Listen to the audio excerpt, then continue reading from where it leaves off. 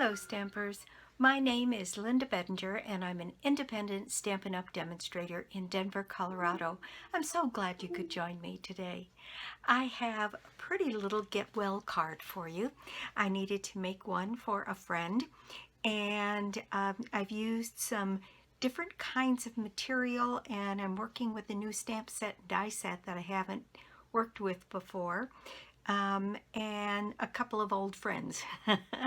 So let's just get started. Okay, here is my card, and I am using, actually I only used the die set for this, for the Arrange a Wreath suite, and I am using the dies, which are called Wreath Builder dies, and I'm using the leaves, this little bunch here, which I think is supposed to be flowers.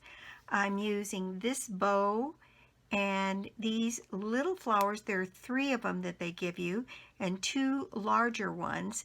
And so with one pass on your die cutting machine, you can cut all the flowers you need for the front of your card.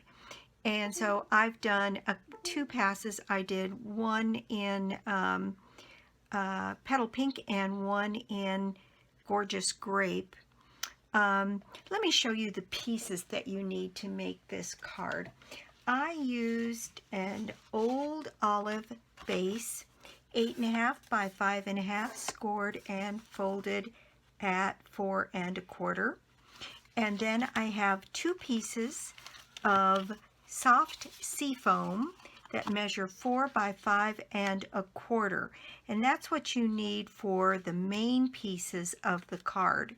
Now, I used a bit of Gorgeous Grape, and I used quite a bit of old olive to cut out some of the pieces. I used a little bit of soft seafoam. I used a little bit of Petal Pink, and this, which is Highland Heather, is not cut out of cardstock, but cut out of this velveteen paper. I got 1 package of this velveteen paper because I wanted to see what it was like. And it comes in Highland Heather, soft seafoam, so I could have really used this as the background. And then this one, which I think is Cinnamon Cider. Let me see what it says. Color Velveteen Paper Pack. And it doesn't tell me the colors, but that's my guess. So Cinnamon Cider, soft seafoam, and Highland Heather. And I used the Highland Heather to cut out my little flowers for the wreath. I thought it would be great fun to have something with that kind of softness and texture to it. And so these are all of the pieces that you need.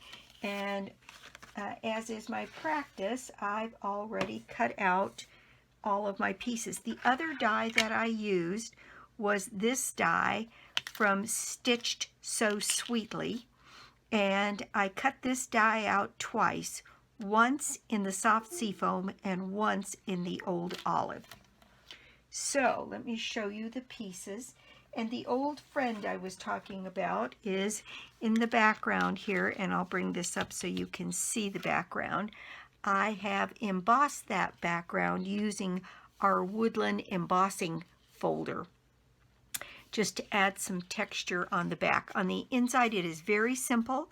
I did a little bit of this embossed here, and on this one, I'm going to do a little bit more and a few of these flowers down in the corner, and that is my decoration. So that is the card, and these are the pieces. And then I have cut my 2 pieces of Stitch So Sweetly for my label, and I'll show you how I layered them to get the look that I did. Then I cut my Highland Heather wreath out of the velvet paper, and I cut my leaf wreath with the leaf die. And what I've done is I cut it so that I could weave it in and out of the purple And then down here at the bottom where it didn't quite match, I cut out a bow from using the bow die in that Wreath Builder die set. Then I ran, let me get these out here so I can show them to you. I ran a couple of passes of the little flowers in the petal pink and then in Gorgeous Grape, and then my bow is Gorgeous Grape. So I'm just going to lay those pieces down there. And I have already run my embossed pieces through so that we wouldn't have to stop and do that while I'm making the video. And you can see that on this piece, I've run a bit more of the embossed piece on the inside of my card. I thought this one looked a little bare, and it almost, unless you know what you're looking at, you might not even realize it was a couple of trees. So I did that just a little bit further into the item. Okay, so what we're going to do is start by taking my leaves, and what I did was where I could layer the leaves so that the little stems were right next to each other. That's going to give me the closest thing to a complete ring that I needed. So weaving this in just right along those places where you can tuck the leaves so that the branches just mesh will work the best. So I'm thinking, and there's no magic to this. It's just a matter of getting something that you kind of like and is pleasing to your eye. And I'm going to slide that one behind, and maybe this one forward, and that one behind again. And then once I got my wreaths intertwined, what I did was, let me see where I'm going to put that. Once I got my leaves intertwined, on this one they met in the middle a little bit better than they did on my original one, and that's all fine. But where it comes down to sort of the bottom where it might not be connected quite the way you want, then I put that piece that was not connected down towards the bottom, and then I used my bow to go right across there. And it's close that this bow is, it is a darker in that it is Gorgeous Grape instead of the Highland Heather, but it doesn't show that much. But I did like the contrast in the color.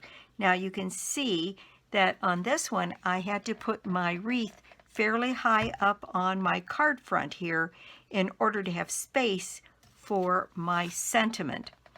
And on the sentiment, what I did was I tried cutting it this way to span across, and it didn't work very well. So I found that the best thing to do was just to cut this one right up the middle this way, and that way these ends would fit right behind this piece, and that flat part just kind of disappears, which is what I wanted, because when you lay this on here, it just disappears.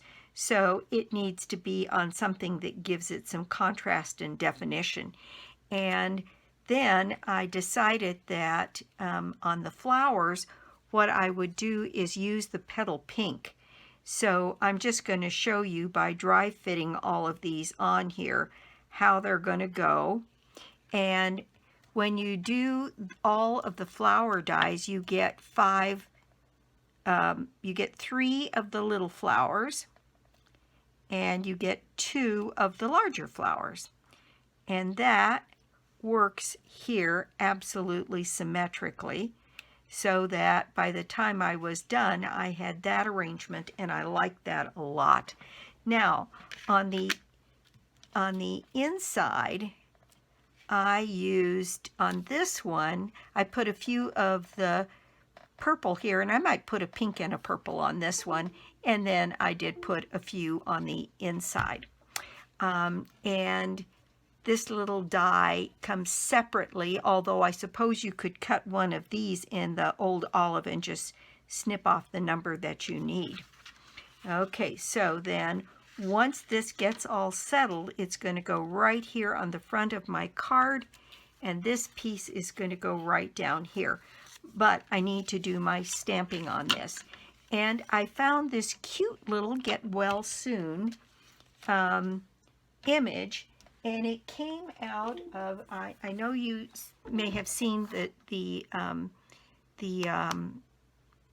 video that I did where I put together that gorgeous posies kit that comes, and look at that. This beautiful little get well soon, which would fit perfectly in a circle, fits perfectly on this, and it's got some other little pieces in here and some pretty leaves and flowers that make beautiful, celebrating your day, get well soon, for a very kind and thoughtful friend, wishing you comfort and peace at this time. It's a lovely little stamp set to have in your stash.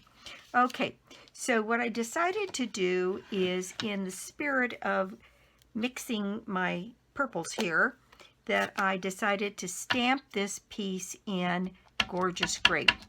So I've got my stamp here, and I'm going to put my Get Well Soon, and it's red rubber so you don't need a cushion, right here on my little piece. And then I'm going to use my silicone mat. Let me put my ink away because I think that might be all of the stamping. Lately it doesn't seem like I'm stamping much. It's mostly been paper and other things. Okay, so on this, what I'm going to do is use my dot runner, and I'm going to add some snail to the back of this piece so that I can fit these pieces on here. And I like the idea that I could make this sentiment seem a little longer rather than being so short. So I'm fitting this little frame on either side, trying to get it to balance and match.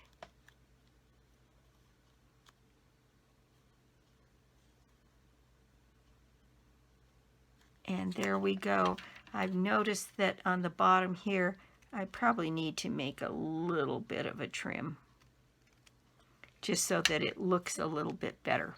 All right, now then, so what I'm going to do now is go ahead and take my flowers off, because I know exactly how I want them to go on. And then it is a matter of getting these two pieces stuck together and raised. So I did use dimensionals on this, and I used mini dimensionals, and this is kind of a messy sheet of mini dimensionals. But what I did was I found that many of these were almost still too big. So I cut right up the middle of one of these rows of mini dimensionals. Then I could use my pokey tool here, or the bottom end of my pick tool, and pick up one of these little half dimensionals and find a place to stick it on the back here that was over a portion that was both the leaves and the flower, so that it would, one, help hold the two together and give me the lift I want for this to be raised a little bit. So, you know, it works better, I think, if I can just pull these off.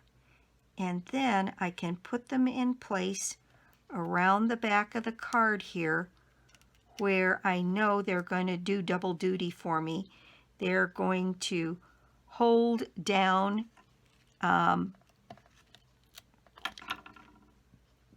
my leaves and flowers and give me some lift. You just have to keep looking for just the right spot to be able to do that. And there's actually quite a few of them.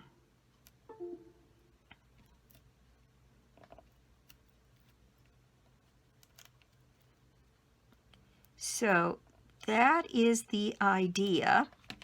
So let me bring that up so you can see.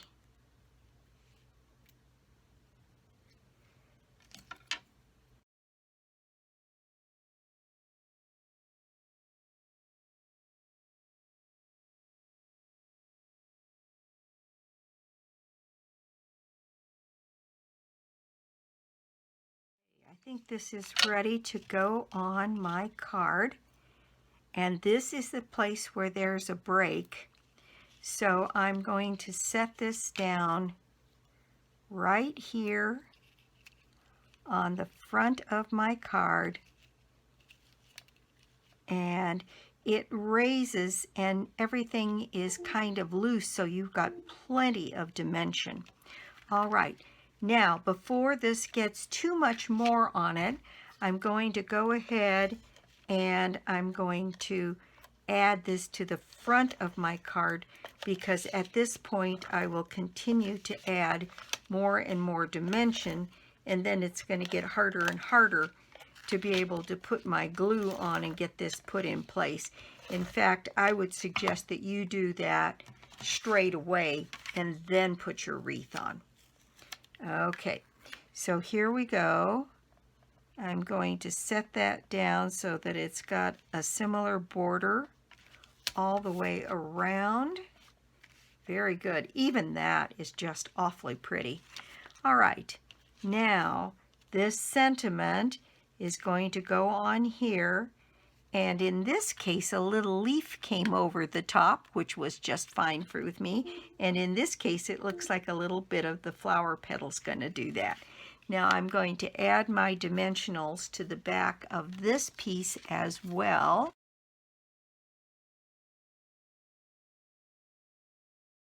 And let's put this in place right down here.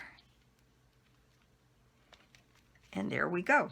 All right, now we have flowers to add. Now on these little flowers, what I did, because these flowers punch out with a hole in the middle, and I wanted some sparkle in the middle of mine, so I selected on the big ones to use a full dimensional right over the top and the middle of the flower, making sure that it didn't show out any of the sides, and then went ahead and put that in place. And that way this little bit of dimensional with the sticky is sticking through, and then my rhinestones will be even more secure. Okay, so on these little ones I just used a small full dimensional and put those in place as well.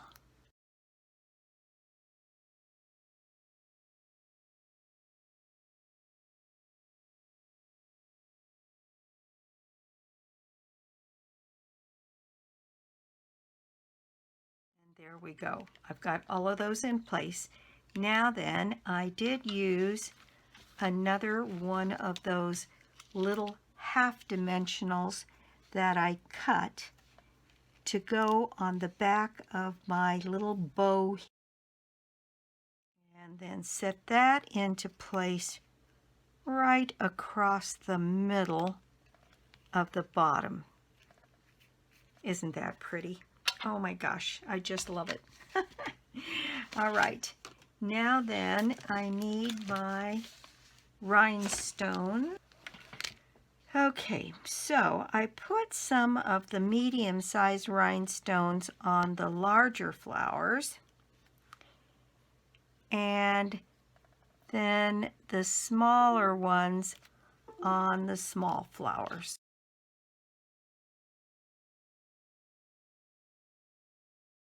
Now then, let's see, I wanted to put purple here, and I'm going to do that same thing using a small dimensional on the back of the smaller flower so that it was raised, and then maybe a small pink one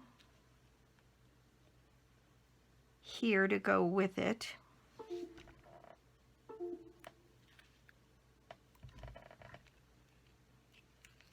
And then one of these little bits of greenery.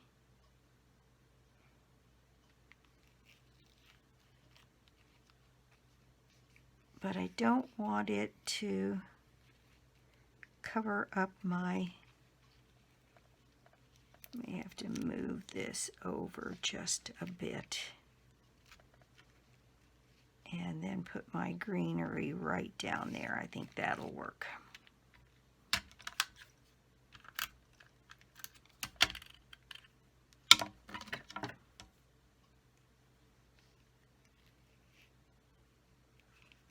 There we go. All right, now a couple more rhinestones on this and we'll be done with the front. Now for the inside, I have my piece here that I have already embossed. And I will add my seal.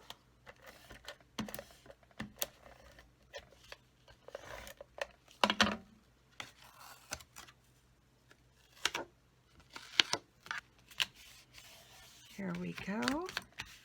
And then I can add, I really like to have one more pink one to put on the inside. I thought I'd cut enough. Well, I'm going to cut one more pink one and I'll be right back. Okay, so now I'm just going to go ahead and add these along with a couple of sprigs of greenery.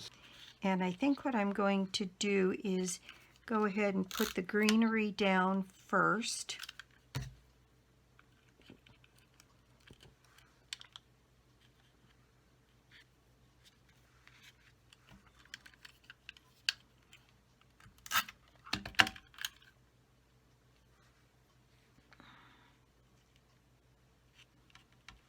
And then add my flowers.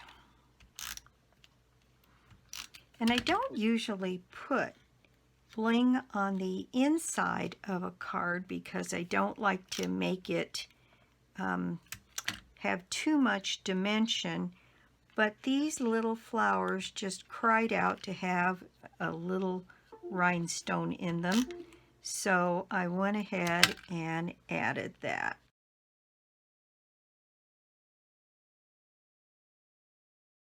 Not dimensionals underneath them, so it's not too bad. Nope, not too bad at all. All right, well, there we go. That is my project for today. Thank you so much for stopping by my YouTube channel today. I do so appreciate it. And if you don't already have a Stampin' Up! Demonstrator, I'd love to be your demonstrator, or you could join my team. There's a special join offer this month with Stampin' Up! Where you get 2 extra stamp sets and some cardstock to make 16 cards and a package of rhinestones and a link to figure out how to make the cards. It's really very nice. So I figured that all of the rest of that is worth between $50 and $60. So it is somewhere around $175 worth for your $99, something in that neighborhood. So it's a good time to join, and I'd love to have you on my team. And let's see, this is September, so my prize draw for the month of September is the Poinsettia Petals Bundle. And so all you have to do to get yourself in my drawing is put an order of any size on my store, lbedinger.stampinup.net, or you can get to it through my blog, www.inkandingenuity.com. Thanks again for stopping by. I do so appreciate it, and I'll be back soon with more cards, more tips, and more projects. Bye!